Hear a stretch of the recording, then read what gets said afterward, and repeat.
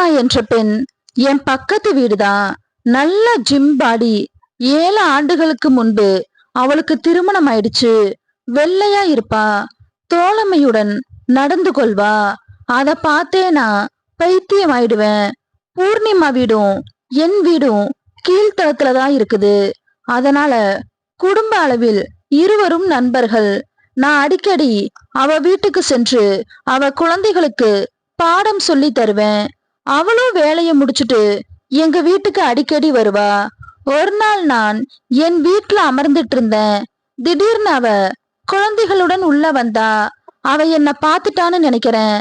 என்ன பார்த்து சிரிச்சுக்கிட்டே வெளியே போனா. என் போன்ல படங்களும் வீடியோக்களும் இருக்கும். அவ போட்டோ கூட என் போன்ல இருக்கு. ஒரு நாள்ல என் போனை கேட்டா. உள்ள இருக்கும் படங்களை மறைச்சு வைக்காம அவளிடம் கொடுத்துட்டேன். அவ ஒவ்வொரு படங்களை பார்த்துட்டே இருந்தா. திடீர்னு அவ சிரிக்க ஆரம்பிச்சா.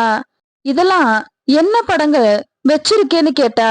ஐயோ, அத மறைக்கலையேன்னு நினைச்சேன். பயமா இருந்துச்சு. என் குரலும் தடுமாறுச்சு. அவங்க எல்லாம் என் கேர்ள் ஃப்ரெண்ட்ஸ்ன்னு சொன்னேன். அப்படியா? அப்ப ஏன் அவங்க எல்லாம் இப்படி இருக்காங்கன்னு கேட்டா. போனை என்கிட்ட கொடுத்தா. அவளை நான் பார்த்தேன். அவ என்ன பார்த்து கண்ணடிச்சா. என்ன போட்டோ எடுக்கிறியான்னு கேட்டா. எனக்கு ஆச்சரியமா இருந்துச்சு. நான் என்கிட்ட இருக்கு, ஆனா நான் காட்ட மாட்டேன்னு சொன்னேன். பூர்ணிமா எதுக்குன்னு கேட்டா.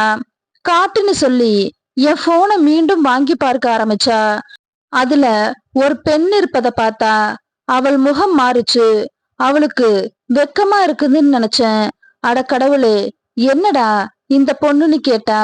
எனக்கு இதயம் வேகமா துடிக்க ஆரம்பிச்சுது. இன்னும் என்னெல்லாம் நடக்க போகுதுன்னு தோணுச்சு. அவ அடுத்தடுத்த போட்டோக்களை பார்க்க ஆரம்பிச்சா. அது அனைத்துமே படங்கள்.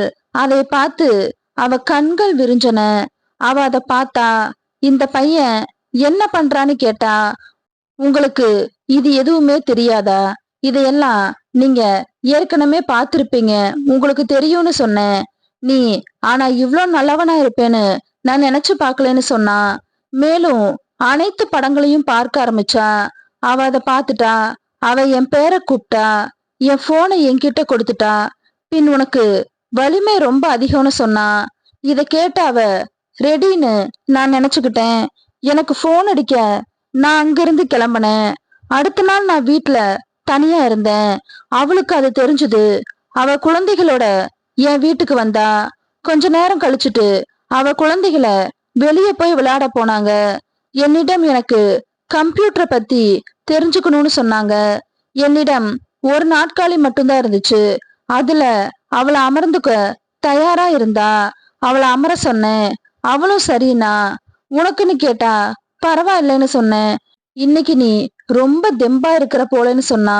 பின் அவ வேலை செய்ய தயாராகத்தான் இருக்கிறான்னு உறுதியா முடிவெடுத்து வேலை செய்ய ஆரம்பிச்சேன். பின் எனக்கு நன்றி சொல்லிட்டு இனி நீதான் எனக்கு இதையெல்லாம் சொல்லி தரணும்னு சொன்னா. எனக்கு வாய்ப்பு கிடைக்கும் போதெல்லாம் நாங்க பறந்து பறந்து சுற்றி திரிகிறோம்.